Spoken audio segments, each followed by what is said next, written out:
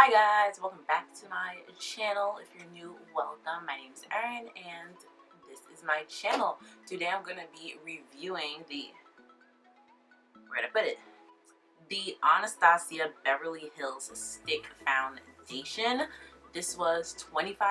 I got it at Sephora and I'm going to give my first impressions and then I'm going to show you guys a little quick demo. And yeah, that's that. So if you want to know about this stick foundation, then just keep on watching. Okay, first off, like I said, that this retails for $25 and you get, let me tell you how much you get in a stick foundation. Okay, like I said, this retails for $25 at Sephora and you get 9 grams or 0.32 ounces for in stick foundations. You tend to you always get less product than a liquid foundation just because of I don't know, the volume of it and how much and dense, and I don't know, just cause that's just the way it is. Yeah, so I was really scared. It's my very first stick foundation that I've ever used, but I didn't really want to buy a overly expensive one like the Hourglass stick foundation, which you hear is amazing, here it's so full coverage, it's so nice, but you hear that it's like this big, has this much product in it, and it's double the price of this with less product, and it's just like you weigh it out do I really need a stick foundation or can I stick with the foundations that I have? So since I wanted to try a stick foundation, I did also hear good things about this one, and this one was a reasonable price for only $25. Now I went to Sephora and I swatched all of their colors. They have a really big range of colors. A lot of the colors are for my skin tone, like the beige, tan, olive skin tones. They have a lot of those, neutrals, warms, and cools to choose from. So it was kind of really easy for me. The very first shade that I picked up, I was looking at all the shade names and they had pictures of girls that were wearing that shade, and I was looking which one would be me. I was warm tan. Yup. Did it, swatched it, and this is the color that I bought, the very first one. And I was yup, that's me. That's me. I can just look at a foundation and tell by not only the shade, how deep it is, but by how much yellow is in the foundation, that it's mine. And then I went and swatched all the other colors and nothing was as good as this one. And the first time I swatched it on my face, I knew. I was oh yep, this is yellow. This is right up my alley. This is what I needed. This was my shade. There was no other color that was closer to me than this one.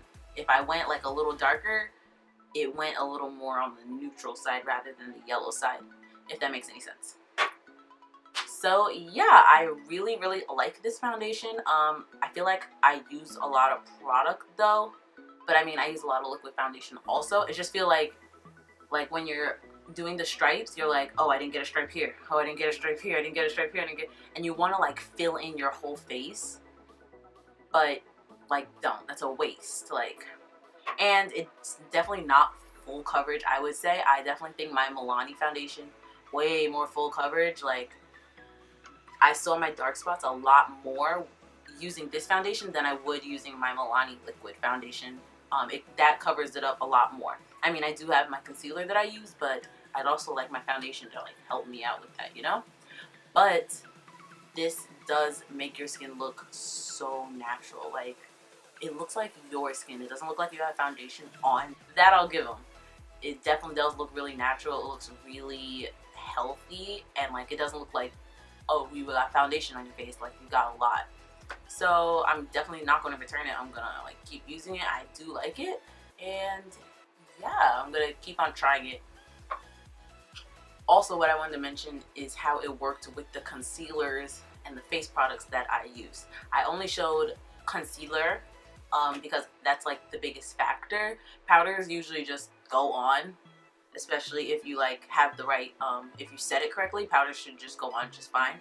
But when you're putting another liquid on top of a liquid or a liquid on a cream or something, it can tend to get a little funny if the foundation is a different type of formula and you put a concealer on over it, it might not blend as well as another foundation or another concealer. It could just not mix. The foundations just don't, the foundation and concealer just don't like each other.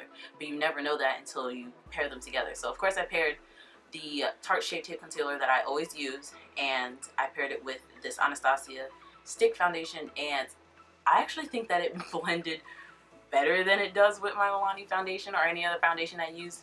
Usually I take the Urban Decay Weightless concealer and I put that on the outside of my concealer, and then I put the Shape Tape right here because I feel like the Urban Decay Weightless concealer blends like a dream, and it helps the Tarte blend out and not look so stark on the edges from like here to here. But with this foundation, I didn't even need to. I took a chance and didn't even use the Urban Decay, and I didn't even need to. So now I was like, this is good. I'm liking this. Like, you know, I need this and I don't need this, and you learn with different products what you need and what you don't, and how to switch things up, which is like really good. So yeah, I just stopped right here. My face still kind of looks bare since I don't have like any eyeliner or eyeshadow on, but I'm about to film another video, so I really thought it was pointless to like put eyeshadow on when I'm just gonna film it. So yeah, that was my quick demo, quick review. I really like this for my first impressions. I recommend you guys go out and try it, at least try it, you know, return it, it's whatever. And yeah, don't forget to like, comment, and subscribe, and I will see you in my next video. Bye guys.